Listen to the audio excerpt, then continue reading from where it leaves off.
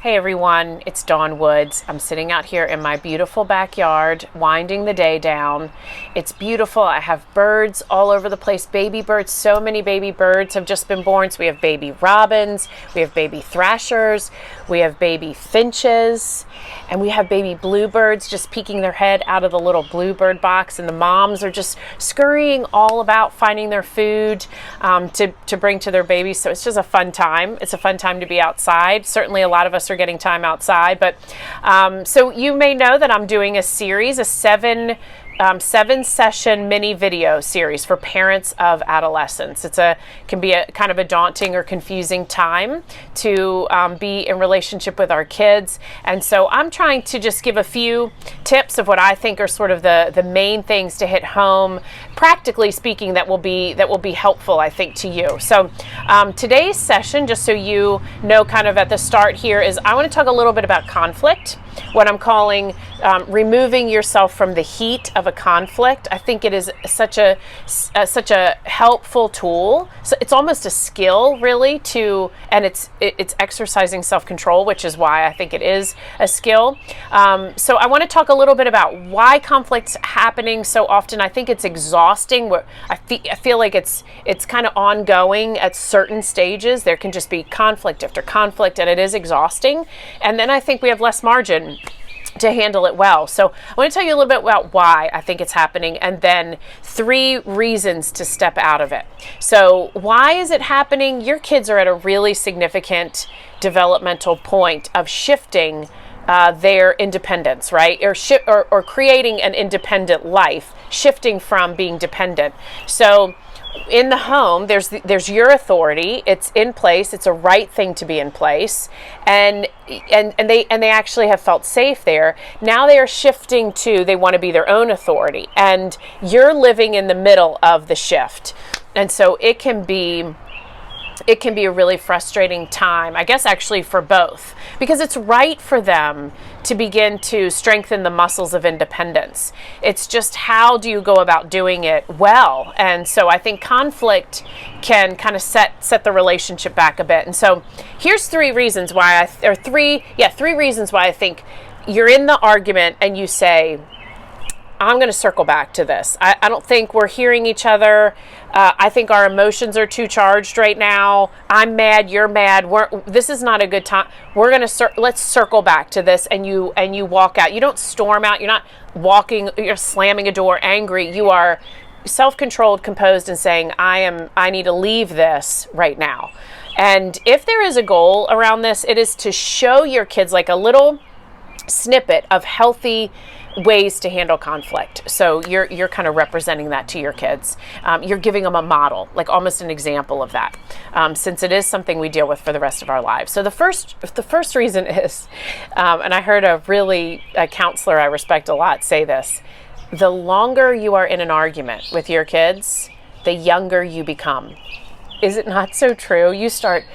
It's like you start fighting with them, you start calling them names, you kind of throw these low punches, and we become adolescent. We turn into adolescents as we stay in the argument, and that is not helpful. It means they no longer hear you no longer hear them. It's literally just at this point a fight. So that's one reason I think leave it for a minute. The second reason I believe it's really helpful to leave an argument, or the heat of an argument, is that you actually get to hear each other better when the emotions have when all the red has come down. You can hear each other, and you're able to communicate without a power struggle. So here's what I think happens. When it starts to get heated, and given this independent thing going on, the argument actually becomes a power issue. So no longer is the argument about hearing one another and solving the issue at hand. It's actually about who's going to win, who's going to get the last word. And I'm not going to let my kid get the last word on this. And so there's this power struggle that ends up being futile. It doesn't accomplish anything. It's not productive. And again, nobody hears each other. So again, that's not the best way to accomplish what you're setting out to accomplish is for them to understand why you're upset or what the concern is, or for them to feel like you understand and hear them. That is you have to leave it to get a little bit, to remove yourself from that power struggle, and where it ends up being not who's just going to win this thing. The third reason that I think it's essential is, again, kind of common sense, but I'm going to say it anyway, is perspective. When you are removed and the heat is cleared out and the fog of emotion is cleared out, you actually can get a perspective on what, a lot of times it starts to be like, I cannot believe I was that upset about that. That just was not that big of a deal. It started to feel like a big deal for whatever reason. Maybe it's your own stuff coming up. Maybe it's your day was really bad and you were stressed and you only had like this much to work with. And so coming back around, you can say, you know what? I apologize that I took it that far. It was really not that big of a deal. I don't think we handled it well. And I'm sorry for my part. I don't love how you talk to me either, but I do realize that this is not something that's that I need to not make this as big. And so you can kind of, things shrink down into their proper perspective when we're looking at them clearly. So is this issue actually like a theme that needs to be addressed in your child's life, or is this rebellion, or is it just miscommunication? Maybe it's just miscommunication.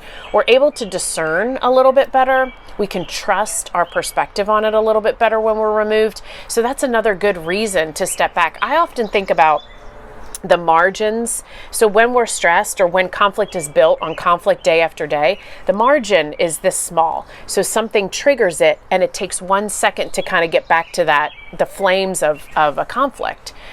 How we give each other space is that it creates more margin so that we're not so easily triggered with each other. And I think that is the goal, because then we can actually hear one another. So that's my take on conflict. That's session 2. So next week I will bring about session 3. Another important point, another good takeaway for you as parents.